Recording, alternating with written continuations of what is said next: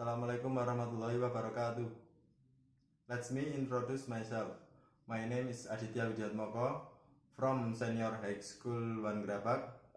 In this time, I will show you how to make a logo with Pixellab.